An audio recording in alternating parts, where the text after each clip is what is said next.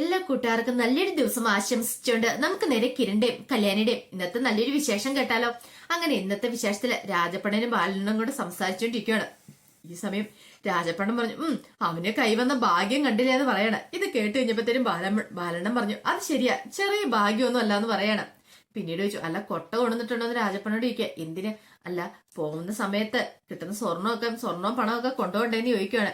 ഇത് കേട്ട് കഴിഞ്ഞപ്പോഴത്തേനും രാജപ്പണ്ണൻ ഇങ്ങനെ ആലോചിക്കുക, ഇവൻ കുറെ സമയമായാലും ഇതൊക്കെ തന്നെ പറയാൻ തുടങ്ങിയിട്ട്, എന്തോ കാര്യമായിട്ടുണ്ടല്ലോ. എന്താടാ ബാല നീ അങ്ങനെ പറഞ്ഞേ? ഒന്നുമില്ല, പണമൊക്കെ കൊണ്ടുപോകാനായിട്ടെ പേഴ്സൊക്കെ വല്ലതും കൊണ്ടുവന്നിട്ടുണ്ടോന്ന് ചോദിച്ചാ. കാരണം കെട്ട് കഴിഞ്ഞ് കഴിയുമ്പോഴത്തേനും രാജപ്പണ്ണ തരാനുള്ള പണം തരത്തില്ലേ എന്ന് പറയണം. ഓ അത് ശരിയാണല്ലോ എന്ന് പറയണം. ഈ സമയം ബാലണം മനസ്സിൽ പറഞ്ഞു, നോക്കിക്കൊണ്ടിരുന്നാ മതി, എപ്പ കിട്ടിയെന്ന് ചോദിച്ചാ മതി, കാണാൻ പോകുന്ന പൂരം പിന്നെ പറഞ്ഞറിയിക്കണ്ടല്ലോ എന്ന് പറയണം. ഈ സമയം പ്രകാശനും വിക്രമൊക്കെ ഭയങ്കര സന്തോഷത്തിലാണ് ഇരിക്കണേ. അപ്പോഴേക്കുമാണ് അങ്ങോട്ടേക്ക് വക്കീല് വരുന്നേ.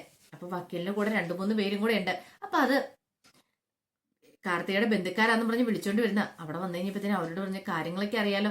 വല്യച്ഛനും കാർത്തിമോളുടെ വല്യച്ഛനും ചെറിയച്ഛനും ഇളയച്ഛനും ഒക്കെയാ നിങ്ങള്. അപ്പൊ അങ്ങനെ വേണം നിങ്ങൾ അവരെ പരിചയപ്പെടുത്താനെന്ന് പറയണം. ശരി ശരി, പിന്നെ അവരോട്ട് വേണ്ട 2 പൊട്ടിക്കണോന്ന് ചോദിക്കും. ഇപ്പൊ പൊട്ടിക്കുമൊന്നും വേണ്ട, അതിനുള്ള അവസരം ഇനിയും കിടക്കുന്നുണ്ടെന്ന് പറയണം. എന്നാ കയറി വരാൻ പറയണം. അങ്ങനെ വന്നിട്ട് പ്രകാശനെ വിക്രത്തിനെ പരിചയപ്പെടുത്തുക. ഇത് കാർത്തിമോളുടെ വല്യച്ഛനൊക്കെയാന്ന് പറയണം. ഇത് കണ്ടു കഴിഞ്ഞപ്പോഴത്തേനും പ്രകാശൻ അവരുടെ നേരെ ഒന്ന് കൈകൂപ്പുക. പെട്ടെന്ന് അയാൾ ഒരാൾ പറഞ്ഞു, കൊള്ളാലോ പയ്യൻ എന്താണ് സൂപ്പർ ആയിട്ടുണ്ടെന്ന് പറയാം. ഈ പയ്യൻ എന്നുള്ള പറച്ചിലോട് കേട്ട് കഴിഞ്ഞപ്പോഴത്തേനും പ്രകാശൻ നിലത്തൊന്നും അല്ല നിൽക്കുന്നത്. പ്രകാശൻ എന്തെന്നില്ലാത്ത സന്തോഷം തോന്നി. പിന്നീട് അവരൊരാൾ പറഞ്ഞു, അതെ ഞങ്ങളുടെ പെങ്ങൾക്ക് 42 വയസ്സോളെന്ന് പറയണം. ഇത് കേട്ടപ്പോഴത്തേനും ഭാനുമതി മുത്തശ്ശി പറഞ്ഞു, ആണോ, അപ്പം രണ്ടുപേരും നന്നായിട്ട് ചേരുമല്ലോ. എന്റെ മകൻ 48 വയസ്സോളെന്ന് പറയണം. ഇത് കേട്ടോണ്ടാണ് ബൈജുവും കിരണും കൂടെ അങ്ങോട്ട് വരുന്നത്. കിരൺ പറഞ്ഞു, ഓഹോ, അപ്പൊ ഇപ്പൊ മൂത്ത മോൾക്കാണ്ട് 27 വയസ്സുണ്ടല്ലോ, അതെങ്ങനെ ശരിയാവും? 21 വയസ്സിലാണോ ഈ പറയുന്ന പ്രകാശന്റെ കല്യാണം കഴിഞ്ഞ് ചോദിക്കുക. ഇത് കേട്ടോ ഭാനുമതി മുത്തശ്ശി പറഞ്ഞു, അതെ 21 ചില 19 വയസ്സിലാണ് കല്യാണം കഴിഞ്ഞവന്റെ, അറിയാലോ. ഇനി കൂടുതലൊന്നും പറയണ്ട. അല്ല നിങ്ങൾ എന്തിനാ ഇങ്ങോട്ടേക്ക് കയറി വന്ന് നിൽക്കണേന്ന് ചോദിക്കുക. നിനക്ക് ഇതിന്റെ കാര്യമുണ്ടോ എന്ന് ചോദിക്കാം. ഇത് കേട്ടോ ബൈജു പറഞ്ഞു, ഓ കല്യാണത്തിന് വിളിച്ചിട്ടില്ലേ ഞങ്ങൾ വന്നേ, അല്ലാതെ വെറുതെ അല്ല വന്നേ. അപ്പൊ നിങ്ങൾ കല്യാണം വിളിക്കുന്ന വരണ്ടാന്ന് കരുതിയിട്ടാണോ എന്ന് ചോദിക്കണം. അതേസമയം കാർത്തിയുടെ ബന്ധുക്കളാന്ന് പറഞ്ഞു വരുന്ന ഒരാൾ പറഞ്ഞു, ഇതെന്ത് മര്യാദകേടാ, കല്യാണം വിളിച്ചിട്ട് വരുമ്പോൾ നമ്മൾ ഇങ്ങനെയാണോ പറയേണ്ടതെന്ന് ചോദിക്കണം. ഭാനുമതി മുത്തശ്ശി പറഞ്ഞു, അല്ല അത് പിന്നെ ഞാന് വേണ്ട, നമ്മൾ അങ്ങനെ ഒരിക്കലും അവരോട് പെരുമാറി കൂടെന്ന് പറയണം. പിന്നീട് പ്രകാശനോട് നിൽക്കുമ്പോഴത്തേനും പ്രകാശനോട് പറഞ്ഞു, അതെ മണ്ഡപത്തിലേക്ക് കയറാൻ സമയം വരാൻ പറഞ്ഞിട്ട് അവരങ്ങനെ മണ്ഡപത്തിലേക്ക് കൊണ്ടേ കയറ്റി ഇരുത്തുവാണ് പ്രകാശനെ. അങ്ങനെ പ്രകാശൻ അവിടെ ഇരിക്കുകയാണ്. പ്രകാശന്റെ മനസ്സിൽ എന്തെന്നില്ല സന്തോഷം തോന്നി. ഇനി കുറെ സമയം കഴിഞ്ഞ് കഴിയുമ്പോഴത്തേനും തന്നെ താനും മഹാലക്ഷ്മിയായിട്ടുള്ള കല്യാണമാണ് നടക്കാൻ പോകുന്നത്. ഈ സമയത്ത് ബന്ധുക്കാരെന്ന് പറഞ്ഞവർ അങ്ങോട്ട് മാറി നിൽക്കുവാണ്. ബൈജുവും കിരണും കൂടെ ഓട്ടോർത്തി നോക്കുവാണ് പ്രകാശനെ. അപ്പൊ വിക്രവും ഭാനുമതിയമ്മ അടുത്തുണ്ടായിരുന്നു ഇപ്പൊ. പിന്നീട് പ്രകാശന്റെ ആ ഇരിപ്പൊക്കെ കണ്ടു കഴിഞ്ഞപ്പത്തിന് കിരണിനും ബൈജുവിനും ചിരി വന്നു. അവർ രണ്ടും ചിരിക്കുവാണ്. ഭാനുമതിയമ്മ വിക്രത്തിനോട് എന്തിനാണ് അവര് ചിരിക്കണേ?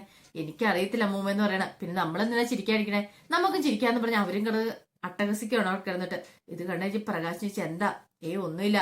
അവൻ കിരൺ അവിടെ നിന്ന് ചിരിക്കുന്നത് കണ്ടു കഴിഞ്ഞപ്പോ സഹിച്ചില്ല, അതുകൊണ്ട് ചിരിച്ചാന്ന് പറയണം. അവൻ എന്തേലും കാണിക്കട്ടാന്ന് പറയണം. ഈ സമയം കാർത്തികയുടെ അടുത്തേക്ക് കല്യാണി ചെല്ലുവാണ്. അപ്പൊ കാർത്തിക ലക്ഷ്മിനെ ഒരുക്കൊണ്ടിരിക്കുകയാണ്. ആഹാ കൊള്ളാല സുന്ദരി ആയിട്ടുണ്ടല്ലോ എന്ന് പറയണം. അത് പിന്നെ പറയേണ്ട കാര്യമുണ്ടോ? എന്താണെങ്കിലും ആ പ്രകാശിന്റെ 2 ഭാര്യമാരാ അതിസുന്ദരിമാരാ. പക്ഷെ പറഞ്ഞിട്ട് കാര്യമില്ല, അയാൾക്കാണെങ്കിൽ അതിനുള്ള യോഗമില്ല. ഇപ്പൊ 3ാമതിന് കല്യാണം കഴിക്കാനായിട്ട് അയാൾ ഇറങ്ങി പുറപ്പെട്ടിരിക്കുവല്ലേ. അയാൾ അറിയുന്നുണ്ടോ വരാനുള്ള വലിയ വിപത്തിനെ കുറിച്ച്? ഇത് കേട്ടതും കല്യാണം പറഞ്ഞു, അത് ശരിയാ, പക്ഷെ കാര്യങ്ങളൊക്കെ അറിഞ്ഞും പ്രകാശൻ എന്ന് പറയുന്നത് എന്റെ അച്ഛൻ വെറുതെ ഇരിക്കുമെന്ന് തോന്നില്ല. അയാളുടെ സ്വഭാവം അറിയത്തില്ലാഞ്ഞിട്ടാ. അയാളെക്കൊല്ലും വൃത്തിയായിട്ട് സ്വഭാവ ആ വിക്രത്തിന്. അവൻ അടങ്ങിയിരിക്കില്ല, അവൻ എന്തേലും ചെയ്യൂന്ന് പറയാണ്. അവൻ എന്ത് ചെയ്യാനാ? അവനൊന്നും ചെയ്യാനൊന്നും പോകുന്നില്ല, നമ്മളല്ലേ ഉള്ളത്. ഇത് കേട്ടത് കല്യാണി പറഞ്ഞു, അത് ശരിയാ, ഒന്നും ചെയ്യാൻ പോകുന്നില്ല, മിക്കവാറും നെഞ്ചു പടയോ അവിടെ കിടന്നിട്ട്. ലക്ഷ്മി പറഞ്ഞു, നെഞ്ചി പിടയട്ടെ മോളെ, നെഞ്ചി പിടയട്ടെ, നെഞ്ചി പടയണമല്ലോ എന്ന് പറയണം. കല്യാണി പറഞ്ഞു, മണ്ഡപത്തിലേക്ക് ലക്ഷ്മിമാനെ കയറ്റിക്കൊണ്ട് പോകുന്ന അമ്മയായിരിക്കും. നാത്തൂനാണ് കൈപിടിച്ച് മണ്ഡപത്തിലേക്ക് കൊണ്ട് കയറ്റിവിടുന്നത്. 2 ഭാര്യമാരുടെ നടുവില് ഇന്ന് അയാൾ പെട്ടുപോകുന്നു പറയാണ്.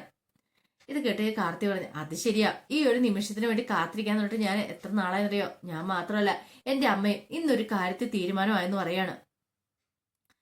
പിന്നീട് കാർത്തി പറഞ്ഞു, അതെ അവിടുത്തെ ഒരുക്കങ്ങളൊക്കെ എന്തായെന്ന് ഞാൻ നോക്കട്ടെ എന്നും പറഞ്ഞുകൊണ്ട് ഹാളിലേക്ക് വരുവാണ്. ഈ സമയത്ത് ഓട്ടോറത്തിലേക്കാണ് കയറി കിരണും ബൈജുവാണ് ഓട്ടോറത്തിലേക്കാണ് കയറി നിൽക്കുകയാണ്. അപ്പോഴത്തേനും ഭാനുമതി ചോദിച്ചു, നിങ്ങൾ എന്താണ് ഇങ്ങോട്ട് കയറി നിൽക്കുന്നത്? പ്രകാശം പറഞ്ഞു അത് ശരിയാണല്ലോ. അയ്യോ ഞങ്ങൾക്ക് ഇവിടെ കയറി നിൽക്കാൻ പറ്റുമല്ലേ? ഒന്നുമില്ല നിങ്ങളുടെ മകളുടെ ഭർത്താവല്ലേ ഞാന്, എനിക്കിവിടെ നിൽക്കാനുള്ള അവകാശം ഇല്ലെന്ന് ചോദിക്കുകയാണ്. പ്രകാശിന് എന്ത് ചെയ്യണമെന്ന് അറിയത്തില്ല. വടി കൊടുത്ത് അടി വാങ്ങിയതുപോലെയായി. ഈ സമയം ഭാനുമതി മുത്തശ്ശി പറഞ്ഞു അതേ അമ്മേ തലക്കാലത്തെ കൂടുതലൊന്നും മിണ്ടണ്ട, അവരെന്തേലും ചെയ്യട്ടെ എവിടെയും നിൽക്കട്ടെ എന്ന് പറയാണ്. പക്ഷെ ഭാനുമതി മുത്തശ്ശിക്ക് ഒരു വിഷമം. ദൈവമേ ഇനിയിപ്പൊ കഴിഞ്ഞ രാഷ്ട്രത്തെ പോലെ എന്തെങ്കിലും പരിപാടികൾ ഒപ്പിക്കുക. ആ രതീഷിനോട് ദേഷ്യം ഉണ്ടായിട്ടുണ്ട്. പാറുവാണെങ്കിലും ആ തലതെറിച്ച സന്താനമാണെങ്കിലും ബൈജു ആണെങ്കിലും പുറകെ കൊണ്ടുപോയി പടക്കം പൊട്ടിച്ച, എങ്ങാനും പ്രകാശിന് പുറയിലൊക്കെ പടക്കം പൊട്ടിച്ച മുഹൂർത്തം എല്ലാം മാറും, കല്യാണം തന്നെ മുടങ്ങിപ്പോയെന്നിരിക്കും. അത് ചിന്തിക്കാൻ പോലും പറ്റുന്നുണ്ടായിരുന്നില്ല ഭാനുമതി മുത്തശ്ശിയെ. എടാ പ്രകാശ നമ്മളൊന്ന് സൂക്ഷിക്കുന്നല്ല എന്ന് പറയണ. എന്തിന്? എടാ ബൈജു വന്നിട്ടുണ്ട്, അവൻ എന്ത് ചെയ്യാനാ? അവനൊന്നും ചെയ്യാനൊന്നും പോകുന്നില്ല. അമ്മയ്ക്ക് എന്താ പടക്കം പൊട്ടിക്കുന്നുള്ള പേടിയുണ്ടോ? അങ്ങനെയൊന്നും അവൻ പൊട്ടിക്കാൻ പോകുന്നില്ലെന്ന് പറയാണ്. ഈ സമയം മണ്ഡപത്തിലിരുന്ന ബാലനോട് രാജപടം പറഞ്ഞു അല്ല മുഹൂർത്തം ആറായില്ലേ, ഇത് വേണ്ട പെണ്ണ് വന്നില്ലോ എന്ന് പറയണ. പെണ്ണ് വരൂന്നേ, പെണ്ണ് വരൂലോ, പെണ്ണ് വന്ന് അങ്ങോട്ട് ഇരിക്കട്ടെ എന്ന് പറയണ. എന്താടാ കുറെ സമയമായിട്ട് നീ കൊള്ളിച്ചു എന്തോ പറയുന്നുണ്ടല്ലോ. ഞാൻ അങ്ങനെ കൊള്ളിച്ചൊക്കെ പറയേണ്ട വല്ല കാര്യമുണ്ടോ രാജപ്പെണ്ണ? കാണാൻ പോകുന്ന പൂരം പറഞ്ഞിരിക്കേണ്ട കാര്യമുണ്ടോ? കാണാൻ പോകുന്ന പൂരോ? അല്ല കല്യാണമേ ഭയങ്കര പൂരം പോലെയാണല്ലോ, അപ്പൊ അത്രയും ഞാൻ ഉദ്ദേശിച്ചുള്ളൂ, അതിനേക്കാൾ ഉപരി വേറൊന്നും ഉദ്ദേശിച്ചിട്ടില്ലെന്ന് പറയണോ. ഓഹോ അങ്ങനെ, ഞാൻ വെറുതെ നിന്നെ തെറ്റിദ്ധരിച്ചെന്ന് പറയണ. അപ്പോഴേക്കും കല്യാണി നേരെ കാർത്തിയുടെ അടുത്ത് എന്നിട്ട് പറഞ്ഞു അതെ മുഹൂർത്തത്തിന് സമയമായി എന്ന് പറയണം.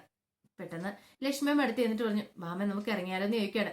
പിന്നീട് ദീപ ലക്ഷ്മിയുടെ കയ്യെ പിടിക്കുകയാണ്. കയ്യെ പിടിച്ചിട്ട് ഓട്ടുവരത്തിന് അങ്ങോട്ടേക്ക് കൊണ്ടുവരുവാണ്. ഈ സമയത്ത് പ്രകാശം ഭയങ്കര സന്തോഷത്തിൽ ഇങ്ങനെ ഇരിക്കുക. അങ്ങനെ ലക്ഷ്മിയമ്മ എന്ത് ചെയ്യുവാണ്, ലക്ഷ്മിയമ്മ വന്ന് ഇങ്ങനെ കയറി പ്രകാശിന്റെ അടുത്തേക്ക് ഇരിക്കുവാണ്. ഈ സമയം കൈ പിടിച്ച് കയറ്റി വരുന്ന ആള് ദീപയാണ്. അത് ദീപയാണോ ലക്ഷ്മിയമ്മയാണോ എന്നൊന്നും ഈ പറയുന്ന പ്രകാശനോട്ട് അറിയത്തുണ്ടായിരുന്നില്ല.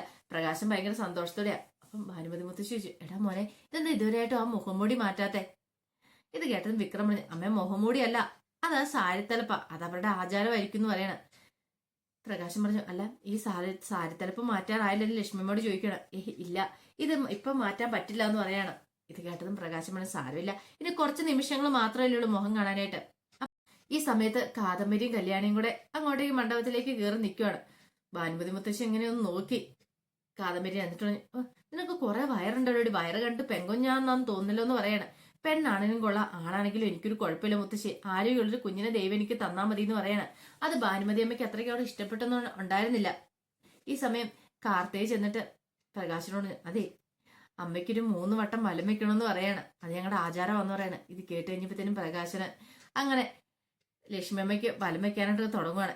ഇതെല്ലാം കണ്ടുകൊണ്ട് ഭയങ്കര സന്തോഷത്തോടെ കിരണും കല്യാണി അവരെല്ലാരും കൂടെ നിൽക്കുവാണ്. ഇനി കുറച്ച് നിമിഷങ്ങൾക്കുള്ളിലാണ് ആ കാര്യങ്ങളൊക്കെ നടക്കാനായിട്ട് പോകുന്നത്, സത്യങ്ങളൊക്കെ തിരിച്ചറിയാനായിട്ട് പോകുന്നത്. അപ്പൊ ഇതിന്റെ ബാക്കി വിശേഷങ്ങളുമായിട്ട് വൈകുന്നേരത്തെ പ്രൊമോയി വരാട്ടോ.